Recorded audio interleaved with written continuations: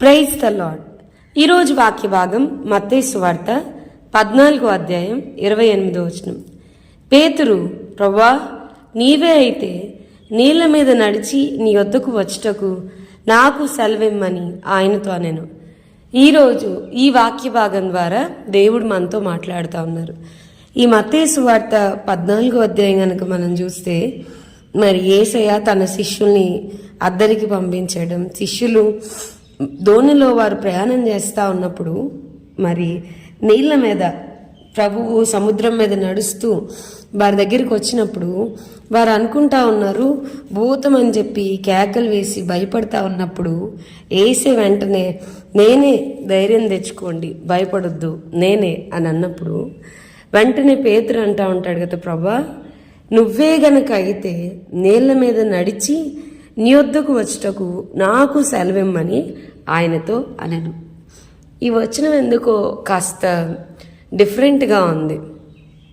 ప్రభా నువ్వే అయితే, నువ్వే నేల మీద నడువు, లేదా నువ్వే అయితే నువ్వు నేల మీద నడుస్తున్నావు అని అంటే బాగుండేది.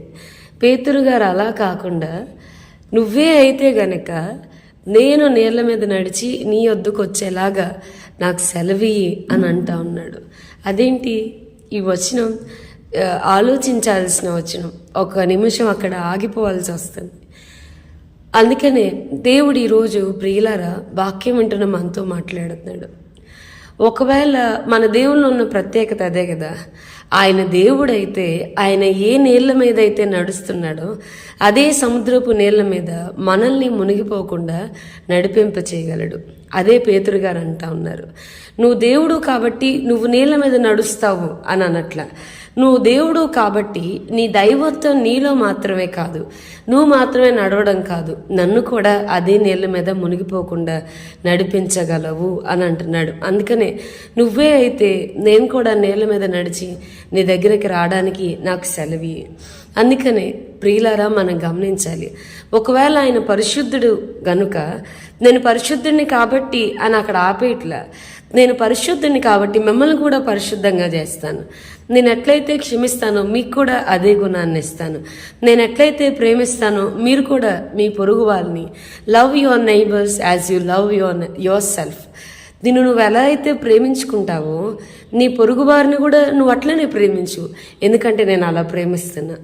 మనము మన సహోదరుల నిమిత్తము ప్రాణము పెట్ట బద్దులమై ఉన్నామని వాక్యం చెప్తుంది.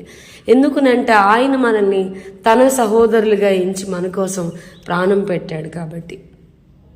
ఆయన దేవుడు కాబట్టి ఆయన పరిశుద్ధంగా ఉంటాడు, ఆయన దేవుడు కాబట్టి ఆయన క్షమిస్తాడు, ఆయన దేవుడు కాబట్టి ఆయన ప్రేమిస్తాడు అని అక్కడితో ఏది ఆగిపోట్ల. బైబిల్ ఏమని చెప్తుందంటే ఆయనలో ఏ క్వాలిటీస్ అయితే ఉన్నాయో, ఏ గుణలక్షణాలు అయితే ఉన్నాయో అవన్నీ కూడా మనలో కూడా ఆయన ఇవ్వగలడు. మనల్ని కూడా ఆయనలాగా మార్చగలడు, మనల్ని కూడా ఆయనలాగా ప్రతిబింప చేయగలడు. అందుకనే వాక్యం చెప్తుంది, ఆయన స్వరూపమైనను సొగసైనను లేకుండా నలగొట్టబడింది దేనికి అనంటే మన ద్వారా తన రూపాన్ని ప్రజలకు చూపించడానికి. ఆయన ఎలా ఉంటాడో, ఆయన ఎటైర్ ఏంటో, ఆయన అపీరెన్స్ ఏంటో మన రూపం ద్వారా తనల్ని కనపరచాలని, ఆయన రూపాన్ని కనపరచడానికి దేవుడు ఇష్టపడుతూ ఉన్నాడు. సో ఆయనలో ఉన్న లక్షణాలన్నీ మనలోనికి రావాలి అనంటే మనం ఆయనతో పాటు సహవాసం చేయడం ఎట్లనో నేర్చుకోగలగాలి. అవును కదండి. నేను చాలా అనుభవపూర్వకంగా ఈ మాట అయితే చెప్పగలను. ఎవరైతే నిజంగా ప్రార్థన చేస్తారో వారు ప్రార్థనా గదిలో బాగా విరిగిపోయి ఉంటారు. ఎవరైతే నిజంగా ప్రభుతో ఎక్కువ సహవాసం కలిగి ఉంటారో వారిలో ఎక్కడ లేనంత దీనత్వం వారిలోనికి వస్తుంది. చాలా తగ్గింపు ఉంటుంది. బాబోయ్, ఇక్కడ ప్రభు ఉన్నాడు, ప్రభు యొక్క మహిమను దొంగిలించడానికి నేనెవరిని, నన్ను మీరు హెచ్చించొద్దు, నా కోసం మీరు మాట్లాడొద్దు, ఓ అంటూ మీ అంటారు కదండి. వాక్యం చెప్తుంది, మనుషులు మిమ్మల్ని పొగిడినప్పుడు మీకు శ్రమ. వారు నిజంగా పొగడబడ్డానికి ఇష్టపడరు కదా, ఎంతో తగ్గించుకుంటారు. అదే కొంతమందిని చూడండి, నేను చాలా బాగా ప్రార్థన చేస్తాను, ఎంతసేపు చేస్తాను అన్నోళ్ళు జస్ట్ ప్రార్థనలో ఓనమాలు నేర్చుకుంటున్నారు, ఏబిసిడీల వరకే.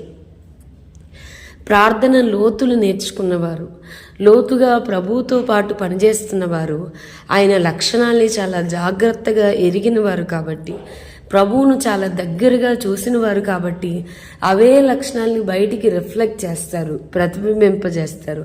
ఆటోమేటిక్గా ఆయన ఎంత గొప్పవాడో తెలిస్తే మనం ఎంత తక్కువగా బ్రతుకుతున్నామో, మనం ఎంత దీనస్థితిలో ఉన్నామో మనం ఎరిగి మనల్ని మనం తగ్గించుకోగలుగుతాం. సో అందుకని పేతురు అన్నాడు, అయ్యా నువ్వే అయితే నన్ను కూడా నీళ్ళ మీద నడిచి నీ వద్దకు వచ్చేలాగా చేయమంటున్నాడు.